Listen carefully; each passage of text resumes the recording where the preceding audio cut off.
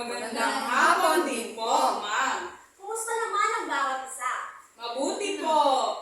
Bago tayo dumako sa ating panibagong aralin, ay magsatayo muna ang lahat para sa ating panalangin. Baby Ann, maaari mo pamunuan ang ating panalangin? Name of Father, Son, Holy Spirit. Almighty Father, We praise and thank you for this day. Watch over us as we go about our work and studies. Help us in every way so that we become the children through Christ our Lord.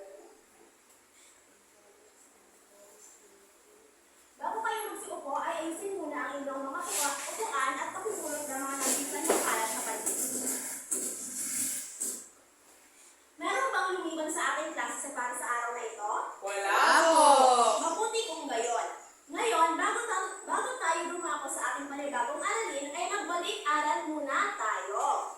So, meron ako dito mga pangungusap at ang kailangan nyo lamang gawin ay tukuyin kung ano ang mga pangalan sa mga pangungusap na ito. Maliwanag ba?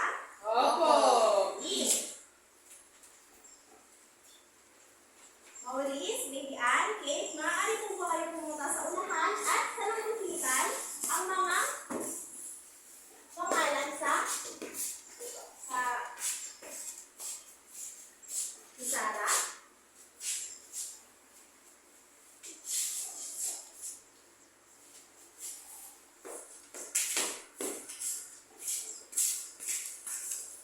Magagaling! Ngayon, tingnan natin kung tama ang inyong mga sagot. 1. Si Ana ay masipag. Ang pangalan ay si Ana.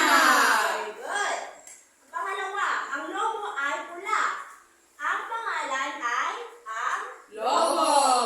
At ang pangatlo, ang aso ay nakikipaglaro sa amo. Ang pangalan ay ang aso.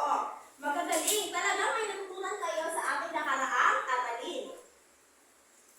Ngayon naman ay, bago tayo dumako sa ating aralin, ay maglalaro muna tayo. Gusto niyo ba yon? Opo. Okay. Ngayon ay may papakita ako sa inyong mga larawan. Hahatiin ko yung sa dalawang grupo. Magbibigay ng tig-isang larawan ako kada grupo. Susuriin ng mga mag-aaral ang imaheng na iatang sa kanila at isusulat ninyo ito sa aking ibibigay na Manila paper. Maliwanag ba? Opo, Ma'am. Ang ilalagay niyo sa Manila paper ay ang mga napansin ninyo sa mga larawan ito. Okay?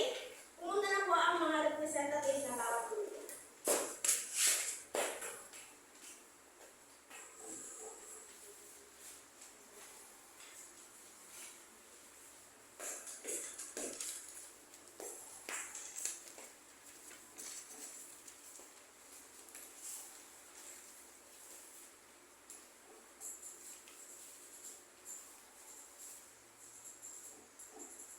Tingnan natin kung talagang may natutunan.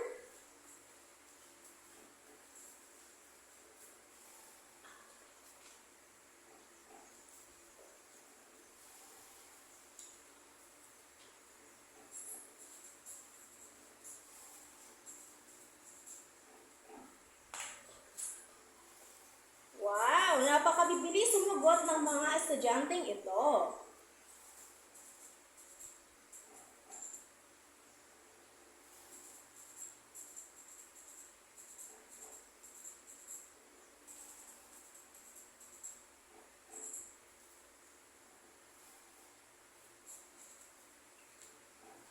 Kung tapos na, ay maaari nyo nang ilagay sa pisara ang inyong mga sagot.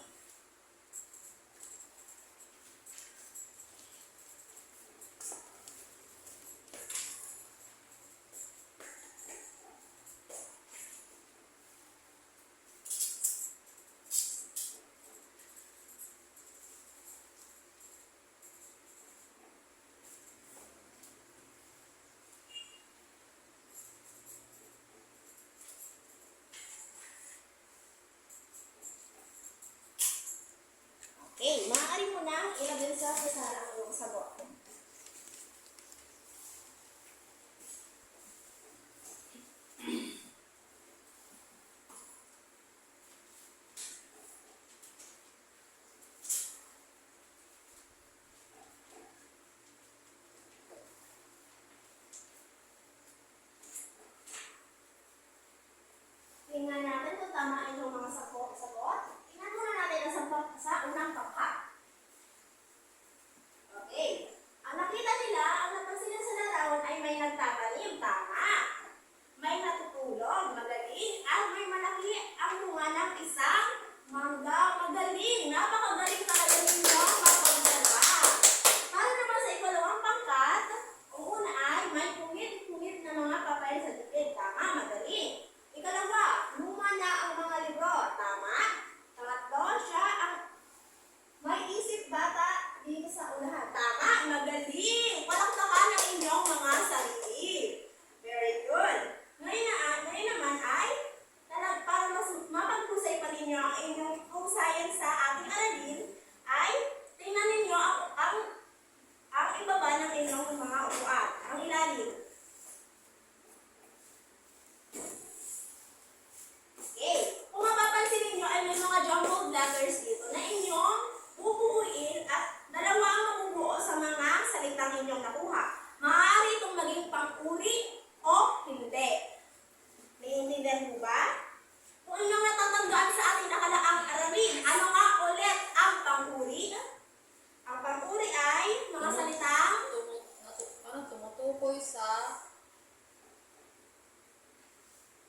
Tumutukoy sa larawan. ang pang-uri ay mga salitang naglalarawan tulad ng inyong mga isinulat. Magagaling!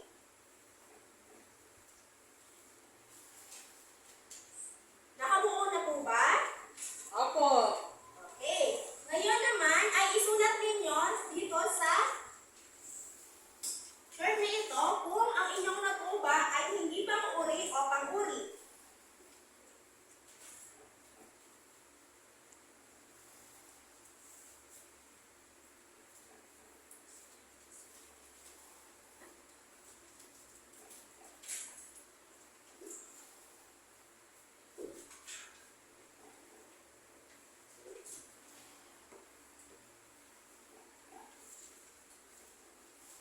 Ma'am, tapos na po.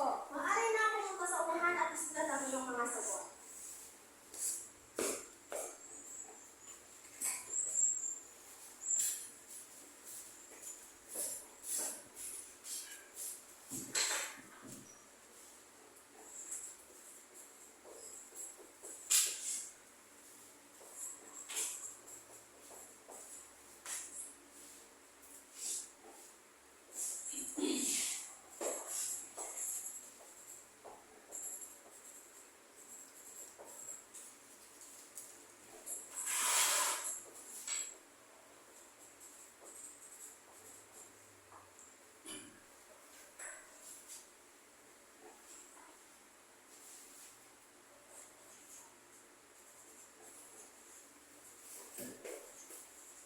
Okay.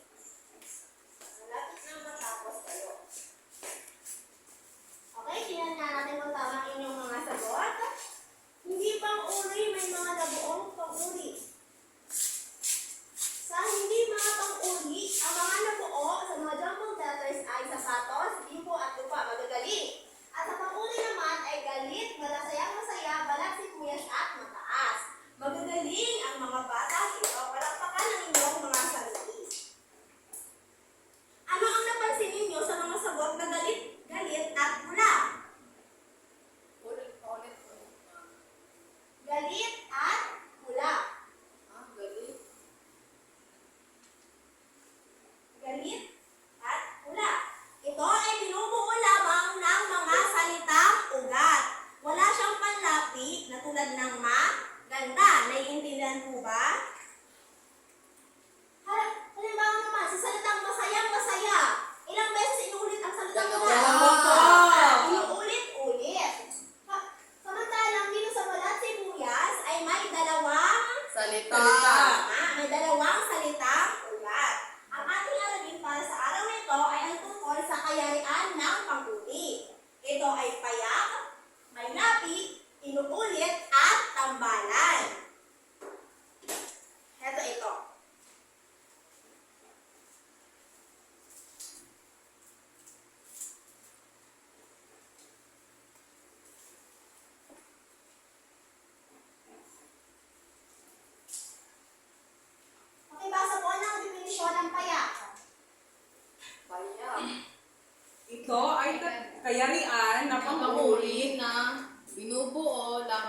salitang ugat. Galing. Pakibasa ng halimbawa at tungkulin kung ano ang pang-uring ginamit.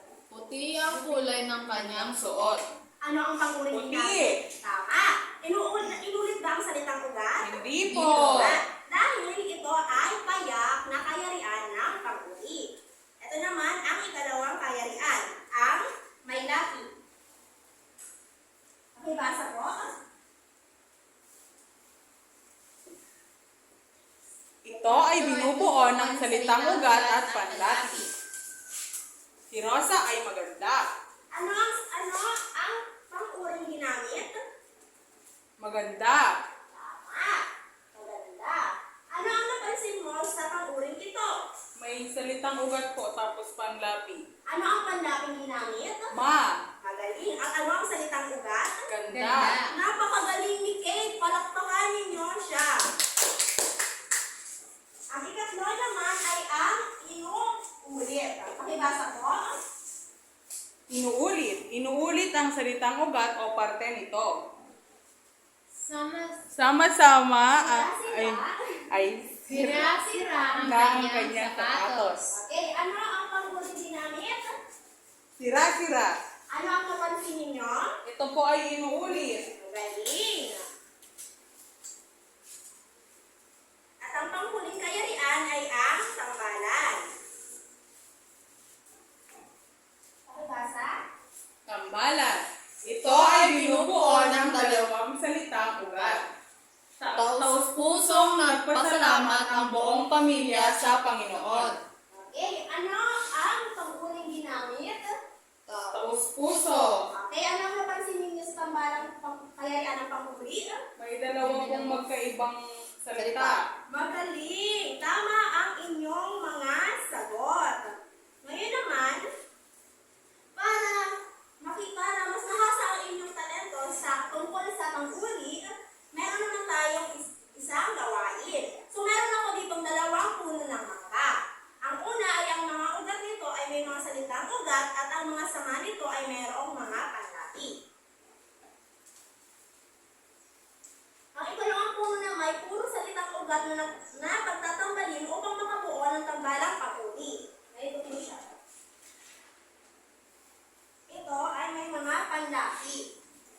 Ito yung salitang ugat at ito naman ang mga panlapi ninyong gagamitin na isulat ninyo dito sa mangga. Naiintindihan po ba? Opo. Magaling. Pumunta na po sa unahan ang kaunang grupo. Ito ang kaunang grupo at ito naman ang kalawa. Ang unang grupo ay pumunta na dito sa unahan.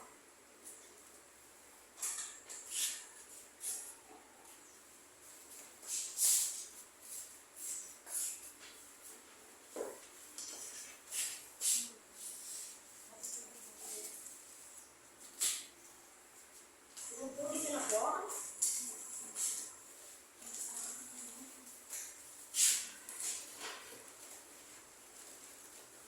Ang gagawin ng grupo ay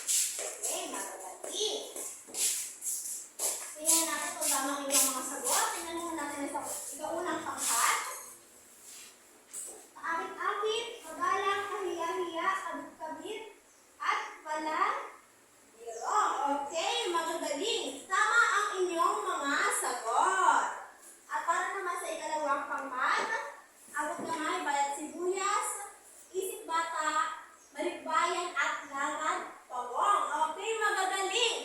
Tama ang inyong mga sagot. At para naman sa ating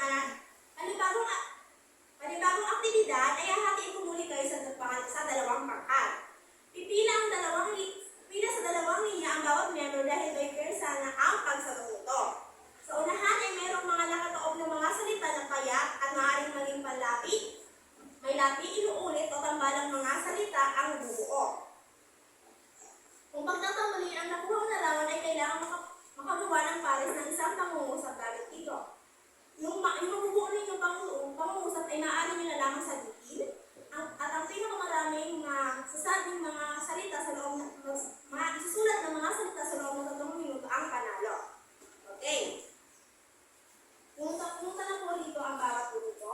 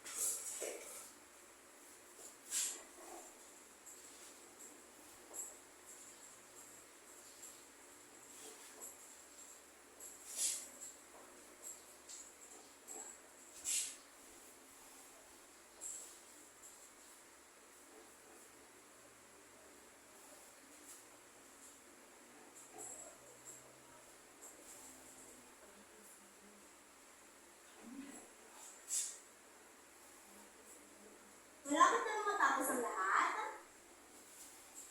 Malapit na po. Okay, magaling.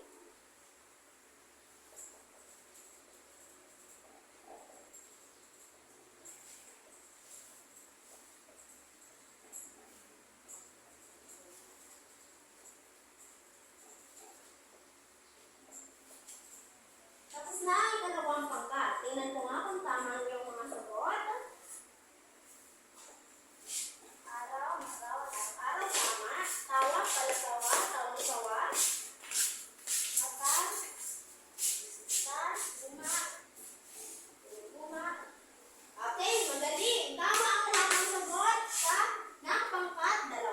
At sa pangkat 1 naman ay payapa, payapa, alis, umalis, paalis, alis. Magaling. Itim, maitim, maitim, itim. Hinog na hinog. Tambak, tambakan. Kalikilok, balik-alat at takdang alalim para sa tambalan. Magagaling. Tama ang lahat ng inyong mga sagot. Ngayon, para malaman talaga natin kung may natutunan talaga kayo sa araw na ito, ay ano nga ulit ang iba't ibang kayarian ng panguri?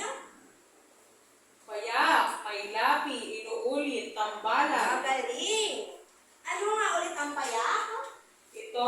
kayarian ng pang-uri na Nabinubo. binubuo lamang ng salitang ugat. Ang may lapi. Ito ay binubuo ng salitang ugat at panlapi. Inuulit. Inuulit ang salitang ugat o parte nito.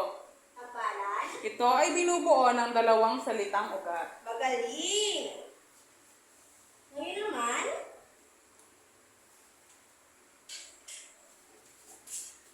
bakit importante ang paglalarawan sa ating araw-araw na bumuhay? Teacher, Yes, Vivian? upang mas maintindihan natin ang mga karakter anyo o mga pangyayari sa ating paligid. Magaling! Tama ang iyong sagot. Halimbawa, bumabagyo ngunit natiya pa rin maligo ang iyong mga kaibigan sa ilog. Paano mo mailalarawan ang ilog sa gitna ng bagyo? Mataas ang tubig. Tama! Ano pa? Malakas ang agos ng ilog. Tama! Kaya dapat ay manatili na lamang tayo sa ating bahay. Ang tamang paggamit ng kayayaan ng panguri ay magbibigay sa atin ng wastong impormasyon. Bakit importante tamang panguri ang ating ginagamit? Upang maiparating ang tamang estado